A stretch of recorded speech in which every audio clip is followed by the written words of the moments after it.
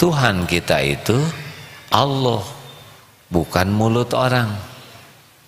Tuhan kita itu Allah, bukan tulisan orang, bukan perkataan orang.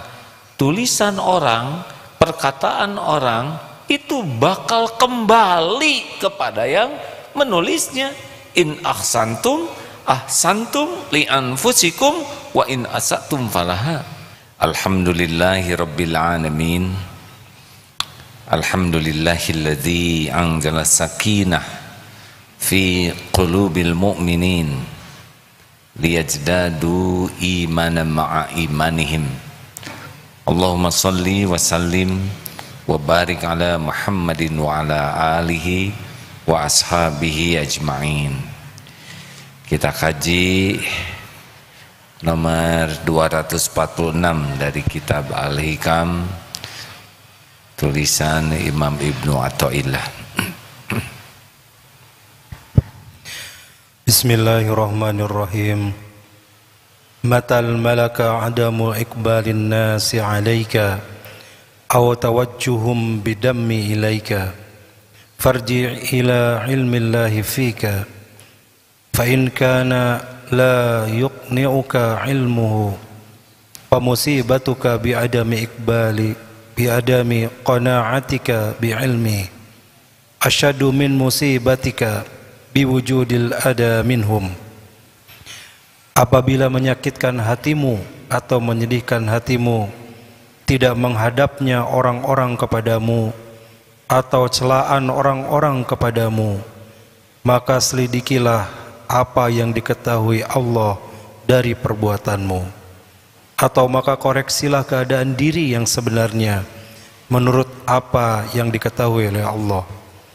Maka apabila engkau belum puas dengan apa yang sebenarnya telah diketahui oleh Allah itu, maka bala yang menimpa kepadamu karena tidak puas terhadap apa yang telah diketahui oleh Allah itu lebih besar dari bala sekadar diganggu oleh sesama manusia.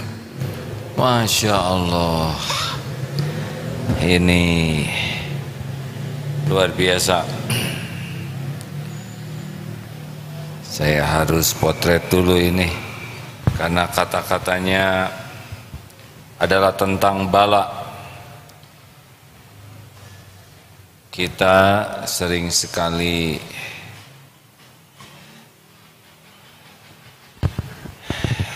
merasa musibah yang besar itu kalau dihina, dicemooh orang. Kita coba baca sekali lagi ya. Apabila menyakitkan hatimu, melukai hatimu, menyedihkan hatimu, tidak menghadapnya orang-orang kepadamu. Maksud di sini itu tidak ada rasa hormat, tidak ada respek ya, tidak memperlakukan kita spesial, bahkan acuh orang kepada kita, tidak peduli kepada kita. Jadi andai apabila menyakitkan hatimu, perih di sini, sedih, luka karena orang tidak menghadap ke kita, atau celaan orang-orang, jadi orang menghina, mencemooh, mengatakan hal-hal yang tidak baik tentang kita, dan itu membuat kita sedih, luka, perih. Nah, maka Ibnu Athaillah beliau menganjurkan, maka selidikilah apa yang diketahui Allah dari perbuatanmu. Allah kan tahu semua yang kita lakukan selamanya, yang terang-terangan, yang sembunyi-sembunyi, yang dalam keramaian, dalam kesendirian, yang zahar, yang sir. Setiap lirikan mata, setiap pikiran, setiap hati, setiap ucap, Allah tahu angan-angan, ngeresnya pikiran, tidak ada yang tidak diketahui Allah. maka koreksilah keadaan diri yang sebenarnya menurut apa yang diketahui Allah. Nah, ini jawabannya. Maka apabila engkau belum puas dengan apa yang Allah ketahui tentang diri kita, ya, yang sebenarnya, maka bala yang menimpa karena hati yang tidak puas dengan penilaian Allah itu lebih besar daripada hanya sekedar bala diganggu oleh manusia. Ini dalam sekali ini hadirin. Jadi kita merasa diganggu tuh pakai maskernya, kecuali yang ceramah saja ya.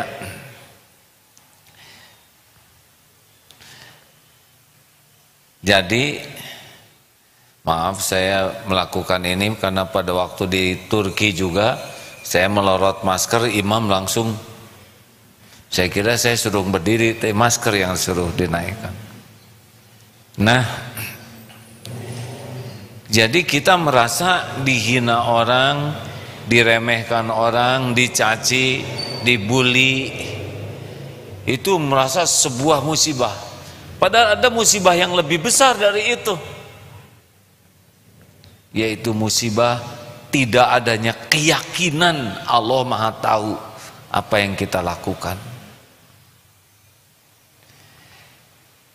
Kalau kita bisa jujur dengan apa yang Allah tahu, jadi ini hati itu yakin Allah tahu siapa diri saya yang sebenarnya, Allah tahu kebusukan saya yang sesungguhnya, Allah tahu semua maksiat yang tidak diketahui orang-orang, Allah tahu semua dosa aib yang saya sembunyikan. Nah, kalau sudah bisa begini, nanti bandingkan dengan celaan orang-orang, gak ada apa-apanya. Itu penghinaan orang ke kita itu tidak ada apa-apanya dibanding dengan kehinaan kita yang ditutupi oleh Allah, yang diketahui dan ditutupi oleh Allah. Jadi musibahnya tuh memang dihina orang tidak enak, tapi musibah yang lebih besar adalah kita tidak jujur melihat siapa diri kita yang sebenarnya. Kenapa disebut musibah besar? Karena kalau kita tidak jujur melihat diri, kita tidak akan bisa tobat. Wa man lam yatub fa ulaika humudz zalimun. Orang yang tidak tobat itu manusia zalim. Orang tidak bisa tobat kalau dia tidak menyadari, tidak mau jujur dengan apa yang dosa yang dia lakukan, dan dia tidak takut kepada Allah. Jadi kalau kita sudah sibuk dengan apa yang Allah tahu tentang diri kita, maka caci maki orang tidak ada rasanya, dan pujian orang kepada kita juga tidak akan kita nikmati. Gak, kita mau dipuji apapun, gak, kita tahu itu tidak cocok pujian itu untuk kita. Oh, ini wilayah ketenangan di sini, karena orang banyaknya luka, sedih, terpukul dengan perkataan orang. Itu sering dianggap musibah, padahal musibah yang asli itu kita tidak jujur dengan apa yang Allah tahu pada diri kita. Ini dari ilmu hakikatnya begitu hadirin. Nah sekarang kalau orang bicara gitu, muji dan caci itu sudah sunnatullahnya ada. Rasulullah Shallallahu Alaihi Wasallam sempurna niatnya, baik, tidak ada cacatnya niatnya. Lillahi ta'ala, beliau rahmatan lil alamin, setiap saatnya hanya berbuat baik. untuk umat manusia, rahmatan lil alamin. Tetap ada yang membenci, ada yang mencaci, ada yang memusuhi, ada yang memerangi, betul? Coba ini hadirin.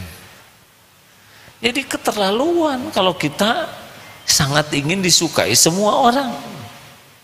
Ingin semua orang suka ke kita, menghadap ke kita. Lah Nabi aja yang sempurna segala-galanya, hatinya, akhlaknya, pikirannya, sikapnya, lisannya, dan setiap saat dalam kesempurnaan, tetap ada yang tidak suka, tetap ada yang membenci, tetap ada yang membuli, tetap ada yang memusuhi. Itu sempurna. Ada juga yang begitu lawannya. Nah gimana kita? Kan? Yang kalau nyebut jauh dari sempurna mah terlalu keren ya. Oh saya sih jauh dari sempurna, memang jauh banget ya. Kalau kita menyebut saya kan manusia yang jauh dari sempurna, udah pasti itu. Terlalu tinggi hati kita nyebut jauh dari sempurna. Kita saya mah ya harusnya ya. Nah, boro-boro jauh dari sempurna. Dari biasa-biasa aja masih jauh gitulah ya. Halo? Jadi kalau kita mengatakan saya masih jauh dari sempurna, itu memang kalimat rendah hati tapi ada ujubnya.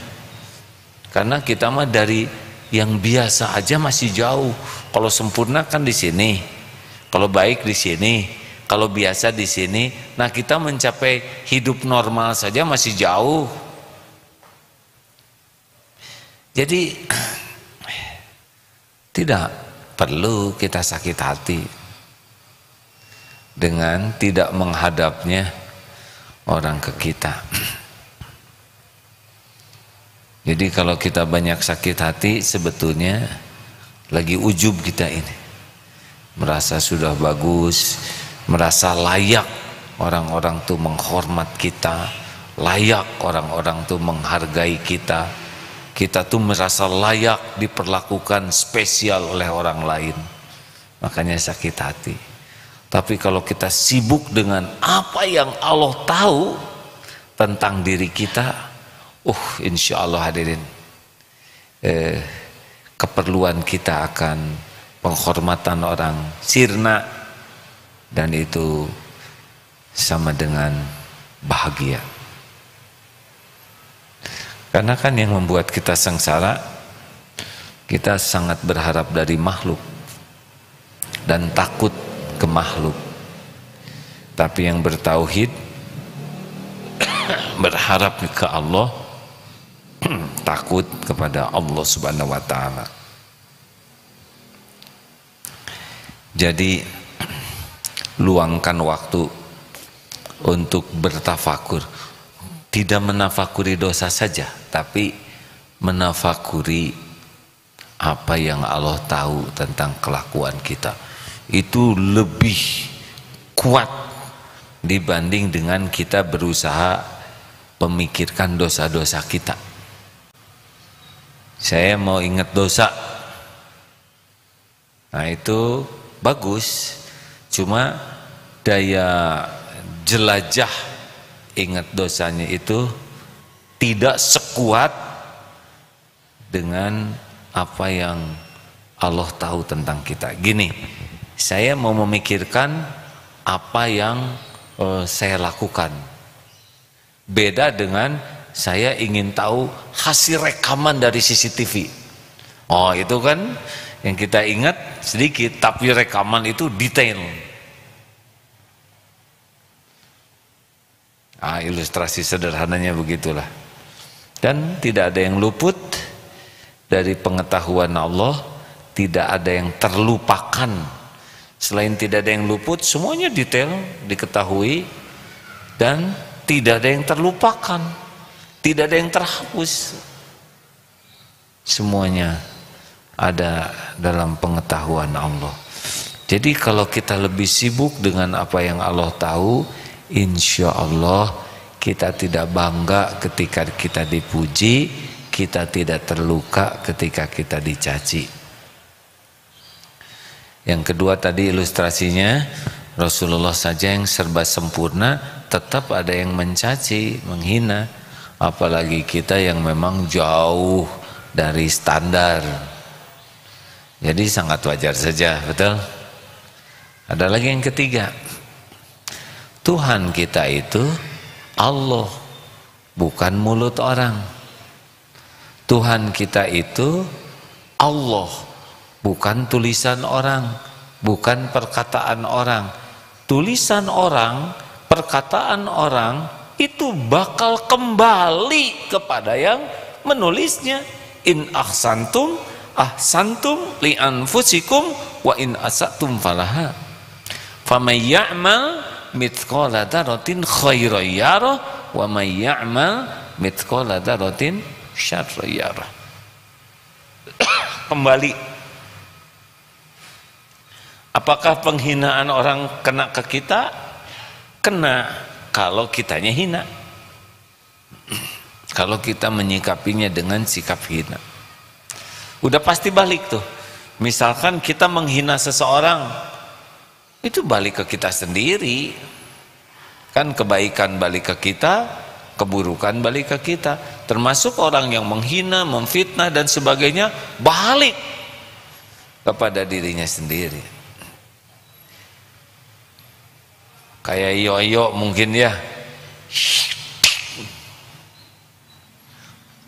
apalagi kalau kitanya pemaaf, wih lebih berat itu. Kalau misalkan tempeleng, lalu kita tempeleng, selesai, beres itu. Tapi kalau dia menghina, kita maafkan, beda lagi. Ada lagi yang lebih berat, dia berbuat tidak baik, kalau kita maafkan, kita hanya netral ya, nggak ngebales dengan keburukan. Tapi kita tetap mendoakan kebaikan, kita tetap memberikan yang baik.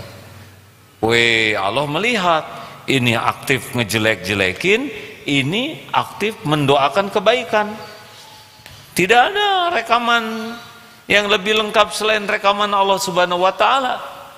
Allah tahu nih, ini dengan penuh kebencian, ini penuh kasih sayang. Coba hadirin,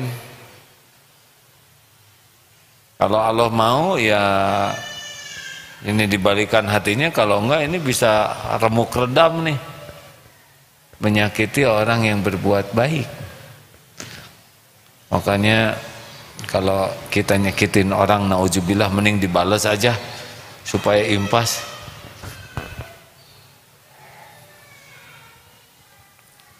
Yang bagus sih tidak menyakiti siapapun.